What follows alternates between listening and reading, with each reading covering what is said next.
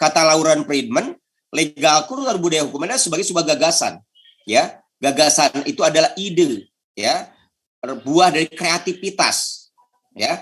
Kemudian gagasan yang seperti apa? Maka gagasan yang budaya hukum yang bernilai tinggi.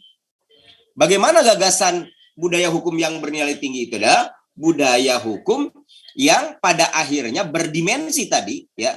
Dalam konteks bernegara, ya, kita kembalikan kepada fungsi negara dalam konteks bernegara, maka sebuah gagasan dari sebuah budaya hukum yang berdimensi keadilan, ketertiban, kesejahteraan. Jadi tetap dimensi dari sebuah gagasan budaya hukum itu harus mengkerucut kepada cita-cita negara, adil, sejahtera, dan tertib. Ya, jadi budaya hukum yang tinggi sebagai sebuah gagasan, ya, yang berdimensi adil, sejahtera, dan tertib ini kemudian dituangkan dalam bentuk nilai. Ya. Nilai-nilainya apa? Misalnya nilainya tadi nilai keadilan salah satunya, ya. Nilai-nilai keadilan yang kemudian harus dikembangkan oleh negara, ya. Yang pada akhirnya ini menjadi sebuah budaya. Jadi bahasa adil itu kan bahasa retorika, tapi bahasa budaya, artinya sudah dilaksanakan secara turun-temurun. Sudah dilaksanakan secara terus-menerus gitu. Jadi nilai itu dalam konteks budaya adalah sudah dilaksanakan secara terus-menerus. Nah, nilai ini kemudian, ya, misalnya nilai keadilan atau kesejahteraan ini kemudian, ya, harus berbanding lurus dengan harapan. Ya, harapannya apa? Kemarin harapannya itu adalah kaitannya dengan misalnya bicara tentang harapan masyarakat itu kembali kepada tujuan negara sebetulnya, ya, kembali kepada tujuan negara. Maka masyarakat kemudian mengharapkan misalnya tadi terciptanya nilai-nilai keadilan, kesejahteraan, ketertiban, keadilan, ya. Maka dari gagasan nilai harapan ini kemudian menjadi sikap terhadap hukum. Kalau sikap itu sudah mulai konkret, kan? Gagasan, nilai, harapan ini kan sesuatu yang masih abstrak, ya, masih abstrak. Karena bicara tentang adil, sejahtera, tertib kan sesuatu yang abstrak, ya. Contoh sederhana, adil buat saya belum tentu adil buat Bu Leni, ya. Adil buat Bu Leni belum tentu misalnya adil buat Yeli misalnya, kan? Jadi ini bicara tentang sebuah harapan, ya. Nilai gagasan. Jadi gagasan, nilai, dan harapan ini adalah merupakan sesuatu yang abstrak yang kemudian dikapitalisasi menjadi sikap, ya, terhadap hukum. Nah, sikap terhadap hukum ini adalah bagian dari upaya yang dilakukan secara terus-menerus sehingga menjadi sebuah budaya. Dari kebiasaan menjadi budaya.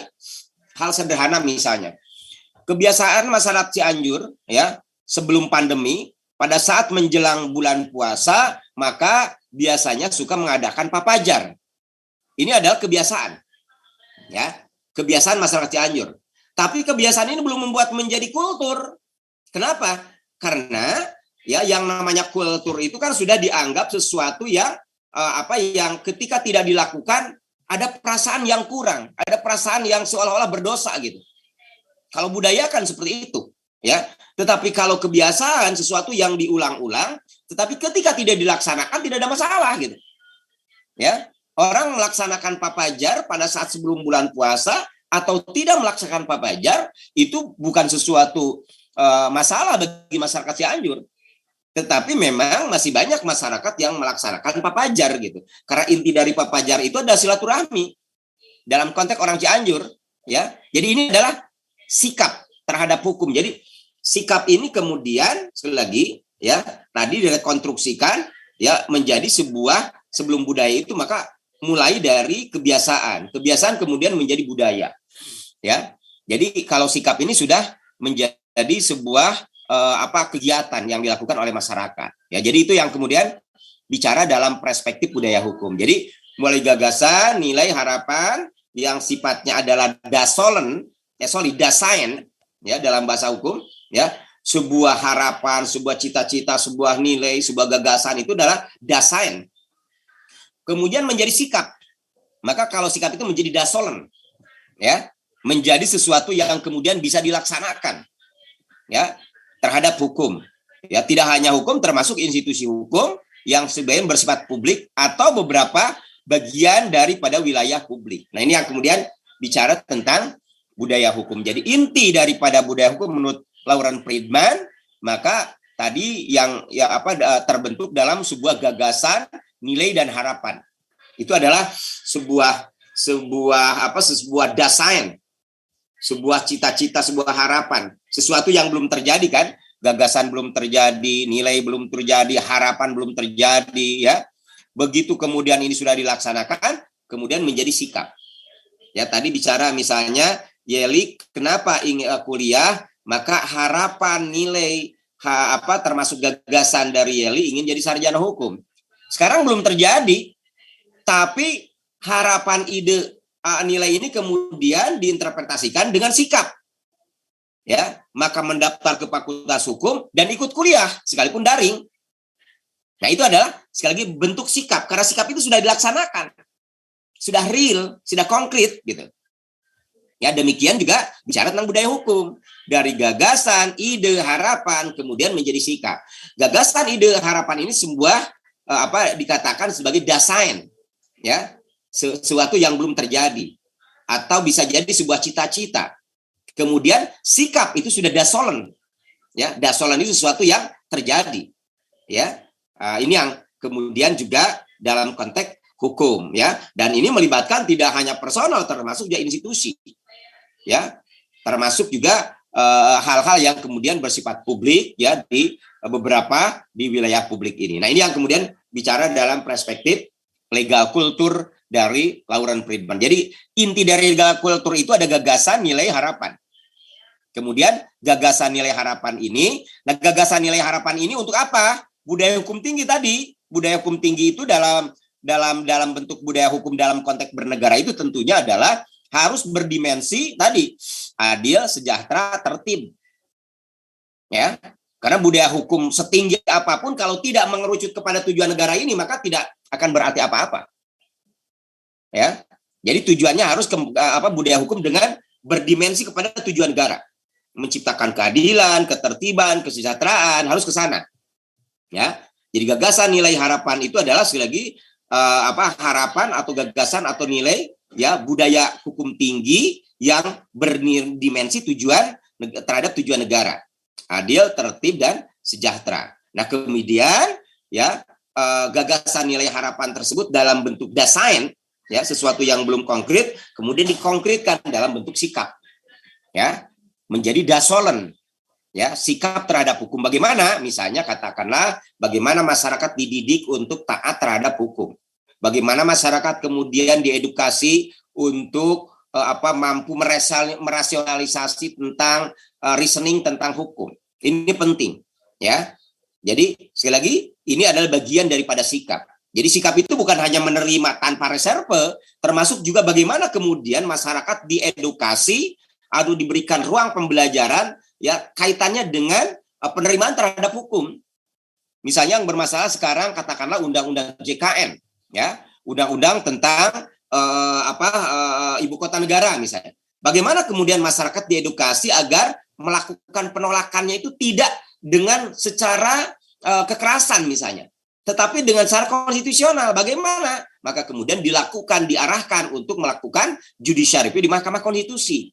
Ya, itu adalah bagian daripada sikap, ya, dalam konteks hukum, ya, untuk menciptakan tadi legal kultur tadi. Nah, sehingga ketika kita misalnya tidak setuju dengan kebijakan negara, maka ya salurannya adalah melakukan judicial review, ya, terhadap kebijakan negara, bukan merusak, bukan harus misalnya membakar, bukan harus misalnya katakanlah tidak setuju malah misalnya merusak dan sebagainya, bukan itu, bukan demonstrasi merusak. Demonstrasi boleh karena diperbolehkan oleh undang-undang, tetapi demonstrasi yang eksesif ini yang kemudian akan berdimensi pelanggaran hukum. Nah, ini yang kemudian juga bagian daripada sikap terhadap hukum, ya. Jadi sikap terhadap hukum ini tidak tidak sekonyong-konyong kemudian bisa terlaksana, maka kemudian harus ada tahapan tadi, ada edukasinya dan sebagainya. Maka kalau kita bicara tentang sikap terhadap hukum ini, kita bisa meminjam teori kebijakan, ada aplikasi, ada delegasi, ada mandat. Sikap bukan teori kebijakan. Ada yang namanya yudikasi, legislasi, yudikasi. Ya, legislasi, aplikasi, yudikasi, dan evaluasi. Ya, ini adalah sebuah teori ya yang kalau kita bicara tentang sikap terhadap hukum itu kan kita bisa lihat dari sisi legislasi, ya, aplikasi, yudikasi, dan evaluasi. Ya, dari 4 tahap ini yang kemudian bagian daripada proses sikap terhadap hukum tadi. Nah, ini yang saya kira juga bicara dalam perspektif budaya hukum. Selanjutnya, sekalian, tadi bicara tentang legal kultur, pakarnya Lauren Friedman. Bagaimana ilmu negara? Maka pakarnya di sini katakan George Jelinek. Ya, kalau kalian mempunyai tulisan tentang ilmu negara, maka refer pendapat dari George Jelinek, karena George Jelinek itu dikatakan sebagai mbahnya ilmu negara. Kemudian hukum antar negara atau disebut juga sejarah hukum, ya. Ini pakarnya adalah Grotius, Hugo de Groot, ya. Ini adalah pakar hukum antar negara, ya. Juga sebagai pakar sejarah hukum. Kemudian pakar hukum adat, ya. Mata kuliah Bu Yuyun. Jadi mbahnya Bu Yuyun itu ada Van Vollenhoven. Ya, jadi kalau Anda nanya ke Bu Yuyun tentang hukum adat, pasti dijawab oleh teori Van Vollenhoven oleh Bu Yuyun. Karena mbahnya hukum adat itu Van Vollenhoven. Kemudian sekalian, bagaimana ajaran sejarah hukum? Maka dikenal juga Friedrich Karl van Savigny.